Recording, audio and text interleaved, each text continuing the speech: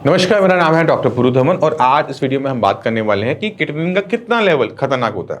Patient आता है, कहता है डॉक्टर साहब मेरा लेवल तो 1.3 है और 1.3 तो कुछ नहीं होता। और एक पेशेंट आता है, डॉक्टर साहब कहता है डॉक्टर साहब मेरा क्रिएटिनिन लेवल ना 8 है, मुझे कोई सिम्टम नहीं आ रहे, मुझे कोई दिक्कत नहीं है।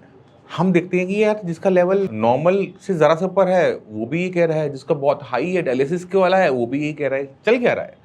तो आपको समझने की ज़रूरत है कि क्रिएटिनिन आपको बता क्या रहा है, क्योंकि जब आप समझ जाओगे कि आपको वो बता क्या रहा है तो उस हिसाब से आप एक्शनेबल हो जाते हो, उस पर एक्शन लेने लायक बन जाते हो। तो जब किडनी खराब होनी स्टार्ट होती है 0 to 30% तक आपका क्रिएटिनिन लेवल नहीं बढ़ेगा। जब दोनों किडनियों में 30% से ज़्यादा नुकसान हो जाएगा तब क्रिएटिनिन लेवल वहाँ पर आपका थोड़ा सा बढ़ना शुरू होता है, 1.3 आता है। यानी जब आपको लग रहा है ना कि आपकी किडनी जो है आपका क्रिएटिनिन लेवल बढ़ा हुआ नहीं है, वो तो 1.2 नॉर्मल है, 1.3 मेरा आ रहा है, 1.4 आ रहा है, इसको इग्नोर कर देने की जरूरत है। यहाँ पर आप ये मान के चलो कि 30% किडनी डैमेज हो चुकी है और जो बची कुची किडनी है वो भी खराब हो जाएगी अगर आपने किडनी के खराब होने वाले कारणों को कंट्रोल नहीं किया है। जैसे अगर आपने बीपी कंट्रोल नहीं किया है, शुगर कंट्रोल नहीं करी है, तो बची कुची किडनी भी आने वाले कुछ टाइम में खराब हो जाएगी। तो यहाँ पर आपको समझने की जरूरत है कि बॉडी इससे ज़्यादा सिम्टम और इससे बढ़िया नसीब की किडनी खराब हो रही है और आपको पता लग गया टाइम से पहले, क्योंकि इस लेवल पे शरीर में किसी टाइप का सिम्टम नहीं होता और आपको पता लग गया। अभी टेस्ट आ गए तो आपको पता लग रहा है, अगर टेस्ट ना होते तो ये भी पता ना लगता। बीपी शुगर कंट्रोल करो कि किडनी को और नुकसान ना हो। अगर बीपी आपका रात को बढ़ता है, शुगर आपकी कभी कभार बढ़ जाती है, अगर आप ये सोच रहे हो कि इससे किडनी बच जाएगी तो ऐसा नहीं है। किडनी में क्या होता है कि अगर एक हिस्सा मर गया है तो अपने साथ वाले को मारता रहता है, इसलिए डॉक्टर कहता है अरे आपको तो डायलिसिस करवाना पड़ेगा, अरे आपकी तो ट्रांसप्लांट करना पड़ेगा। अभी तो क्रिएटिनिन बढ़ना शुरू हुआ था, फिर भी डॉक्टर कह रहा है। क्यों कह रहे हैं? क्योंकि उसको पता है कि फ्यूचर में क्या होने वाला है। आपको नहीं पता है, आप हल्के में ले सकते हो, आपको लग रहा है कि डॉक्टर आपको डरा रहा है, बट वो सच्चाई बोल रहा है। मानना ना मानना आपकी मर्जी है, बट ये फैक्ट है। दूसरा होता है क्रिएटिनिन लेवल 8 के आसपास, जहां लेवल बहुत हाई हो चुका है। उसको लगता है कि मेरी बॉडी में कोई सिम्टम नहीं आ रहा, मैं अच्छा से खा पी रहा हूँ, मैं तो काम पे जा रहा हूँ, मुझे कोई दिक्कत नहीं है, मेरा गुजारा चल रहा है। अब जब क्रिएटिनिन लेवल 8 है, वो ये बता रहा है कि किडनी जो है वो 90% प्लस में काम करना कर चुकी है बंद। 10% किडनी बची हुई है, यूरिन का फ्लो ठीक आ रहा होगा, यूरिन में कोई दिक्कत नहीं आ रही होगी, बट ब्लड जो है ना क्रिएटिनिन से भरा पड़ा है, यूरिया से भरा पड़ा है, और ये गंदा ब्लड पूरी बॉडी में सर्कुलेट कर रहा है, आपके हार्ट को भी जा रहा है। क्या हो सकता है उसको? गंदे खून से बंद हो सकता है वो। आपको थकावट हो सकता है कि थोड़ी बहुत थकावट हो रही हो, हीमोग्लोबिन बनना बंद हो जाए, तो आपको कोई भी जब दिक्कत होगी तो आप संभाल ही नहीं पाओगे, क्योंकि आपने पहले जो मौके थे वो सारे के सारे गवा दिए। तो डॉक्टर की क्या अप्रोच होती है, डॉक्टर जब इतनी पेशेंट देख लेता है उसकी एक अप्रोच बदल जाती है। वो कहता है मैं थोड़ा सा प्रिकॉशनरी बेसिस पे काम कर लूंगा, बट मैं होने के बाद ठीक नहीं करूंगा, मैं होने से पहले काम करूंगा। हमें अपनी अप्रोच को बदलना चाहिए। हमें लगता है कि हर चीज़ ठीक होने लायक है, बट जो शरीर है, जो हमारी हेल्थ है, वो कभी भी जो चली जाती है उसको वापस लेकर आना पुराने लेवल पे बहुत मुश्किल होता है। तो यहाँ पे पेशेंट को ज़रूरी है कि आप किसी भी क्रिएटिनिन लेवल को हल्के में ना लो। जिसको 8 पे, 10 पे, 12 पे पता लग रहा है किडनी खराब हो रही है, तो मैं ये कह सकता हूँ कि उस पेशेंट का नसीब खराब था कि बीमारी इतनी बड़ी हो गई, उसके बाद पता लग रहा है जहाँ पे काम करना मुश्किल है। जिन पेशेंट को जल्दी पता लग गया, मैं वहाँ ये कहूँगा कि उनका लक काम कर गया। अब उस लक को इस्तेमाल करो समझदारी के साथ कि आप अपनी बीमारी को रोक दो। तो क्रिएटिनिन का कोई भी लेवल हो, 1.3 से लेकर 10, 12, 11, 15 कोई भी लेवल हो, सब खतरनाक है। एक में टाइम मिलेगा और एक में टाइम नहीं मिलेगा, बस इतना फर्क आने वाला है।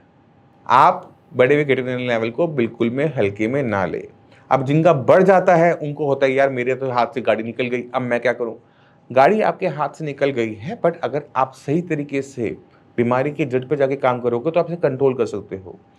और कैसे काम करना है, इस पूरे चैनल पे मैं बहुत सारी वीडियो बना चुका हूँ, मैं अब दोबारा नहीं समझाऊंगा, बट मैं आपको चाहता हूँ कि आप देखो कि किस तरह से काम होने के बाद रिजल्ट्स आते हैं। और आज हमारे साथ हैं सुरेश चंद्र जी।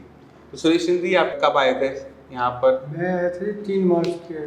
3 मार्च को। और तब क्रिएटिनिन के लेवल कितने थे? तब मेरा क्रिएटिनिन लेवल था 6.9। 6.9।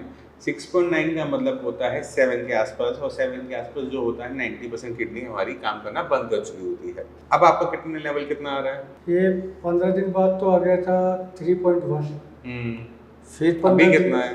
फिर उसके बाद 15 दिन की मेडिसिन ली हाँ तो वो 3 पे आ गया। हाँ, अब मैं मेडिसिन मेरी चालू है, अब 3 पे रुका हुआ है। और भी डाउन हो जाएगा। हाँ ठीक है। तो इनका अभी जो करंट लेवल है वो 3 है, और 3 पर भी हम ये मान के चलते हैं कि किडनी 50% तक अभी भी काम नहीं कर रही, बट पहले 90 से 50 हम पे आया, तो 40% की किडनी की फंक्शनिंग हमारी सुधरी है। अब आपकी किडनी खराब क्यों हुई वो जानना भी इम्पोर्टेंट है। किडनी इनकी खराब हुई थी डायबिटीज़ की वजह से, ठीक है। डायबिटिक नेफ्रोपैथी कहते हैं जब हमारी किडनी डायबिटीज से खराब हो रही होती है। आपको आराम क्यों आया अब वो जानना जरूरी है। आपको आराम इसलिए आया क्योंकि हमने आपके डायबिटीज को काफ़ी हद तक कंट्रोल कर दिया। जब एक बार शुगर कंट्रोल में आनी शुरू हुई तो किडनी के पास अब बहाना नहीं था और ख़राब होने का डायबिटीज़ की वजह से, ठीक है। तो अब क्या हुआ कि जैसे हमने मेडिसिन दी तो लेवल्स आपके डाउन होने शुरू हो गए। अभी आपने कहा कि मुझे उम्मीद है कि और नीचे जाएगा, और मैं कहता हूँ कि मुझे उम्मीद नहीं है कि और नीचे जाएगा, क्योंकि किडनी के अंदर जो हिस्सा मरा हुआ है ना वो आगे भी मरा ही रहेगा। वो जिंदा नहीं होता, वो रीजनरेट नहीं होता, बट जो हिस्सा बीमार होता है वो रिकवर हो जाता है। मैंने यानी वो जिंदा था, बीमार था, काम पे नहीं आ रहा था, वो काम पर आ गया, उसने काम उठाया, क्रिएटिनिन को डाउन कर दिया। बट कभी भी क्रिएटिनिन लेवल हम सोचें कि डायबिटिक वाले पेशेंट के अंदर 7 से वो 0 हो जाएगा, कभी नहीं होगा। तो आपके लेवल यहाँ पर स्टेबल रहने चाहिए। अब आपने क्या करना है, अपनी बॉडी पे काम करना है कि आपकी बॉडी में एनर्जी बनी रहे, ताकत बनी रहे। क्यों? क्योंकि अगर ताकत बनी रहेगी तो हम सारे काम करने लायक बने रहेंगे, ठीक है। छोटी मोटी जो आप गलती करते खाने पीने में, मैंने वो ठीक करवा दी है। कोई माइंड में कुछ पूछना है आपने? नहीं, बिल्कुल सही है। खुश हो?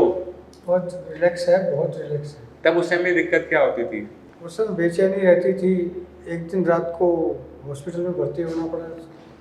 जब लेटता था तो लेटा नहीं जाता था, फिर बैठा रहता था, सूखी खांसी आ रही, सांस फूलती, सूखी खांसी। जैसे आपके शरीर में नीचे पानी भर गया पैरों में, जब आप लेटोगे ना तो पैरों का पानी निकलता है और फेफड़ों में आ जाएगा। इसी की वजह से जब हम बैठते हैं तो हम ठीक होते हैं। जब पेशेंट लेटता है तो उसको घुटन महसूस होती है, एंग्जाइटी होती है, खांसी छूट जाती है, तो उस वजह से पेशेंट सो नहीं पाता। पैरों में पानी कभी भरा हुआ नहीं होना चाहिए। पैरों में पानी भर रहा है, उसको बहुत जल्दी ठीक करना पड़ता है। अगर इसको हम ठीक ना करें तो निमोनिया हो जाता है। निमोनिया में अगर हमारे लंग्स खराब हो जाए तो वो वेंटिलेटर की कंडीशन पर ले जाता है और वहाँ से पेशेंट को निकालना बहुत मुश्किल हो जाता है। तो अगर किसी पेशेंट के अंदर किडनी खराब हो रही है और लंग्स खराब हो रहे हैं तो हमें लंग्स को पहले बचाना होता है, क्योंकि लंग्स बच गए तो इंसान बच जाएगा। किडनी के पास तो 2 ऑप्शन है, डायलिसिस का भी ऑप्शन है, ट्रांसप्लांट का भी ऑप्शन है। लंग्स के पास ये ऑप्शन नहीं होते, तो इसलिए हमें लंग्स को बचाना बहुत ज़रूरी होता है। तो अगर किसी पेशेंट के पैरों में पानी भर रहा है, लेटने में सांस में घुटन हो रही है, तो उसको बहुत तेज़ी से पानी को कंट्रोल करना पड़ेगा, फ्लू को कंट्रोल करना पड़ेगा, देखना पड़ेगा कि किस वजह से पानी शरीर में भर रहा है, उसे रिजॉल्व करोगे और प्रॉब्लम सॉल्व हो जाती है। और क्या दिक्कत हो रही थी? और तो ये पैर सूजे हुए थे, सही है मैंने, हाँ, बिना पैरों में स्वेलिंग के फेफड़े में पानी नहीं भरेगा। हाँ बिल्कुल सही है। ठीक है। और कोई दिक्कत उस टाइम में? नहीं, और कोई दिक्कत नहीं। बहुत सही। चलो, तो आपने देखा जब हम बीमारी की जड़ पर जाके काम करते हैं, बीपी कंट्रोल करते हैं, शुगर कंट्रोल करते हैं, तो किडनी की खराब होने की क्षमता रुक जाती है।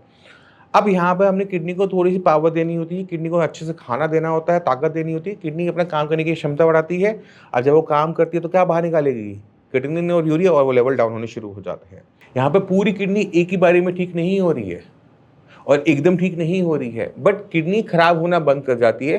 पेशेंट का गुजारा बिना डायलिसिस के लंबा टाइम चल जाता है। पेशेंट की हेल्थ मेंटेन रहनी चाहिए, पेशेंट की बॉडी में एनर्जी रहनी चाहिए, क्योंकि अगर पेशेंट खाना पीना बंद कर देता है या फिर पेशेंट बहुत ज़्यादा वीक हो जाता है तो पेशेंट की जो दिक्कतें हैं वो बढ़नी शुरू हो जाती हैं। खून बनना बंद, पैरों में स्वेलिंग, फेफड़ों में पानी भरना, सिर में दर्द, बीपी हाई बना रहना, तो बहुत सारी दिक्कतें आनी शुरू हो जाती हैं। तो आपको अपनी हेल्थ को संभाले रखना है किडनी के साथ। आपने वेट लूज़ नहीं करना है।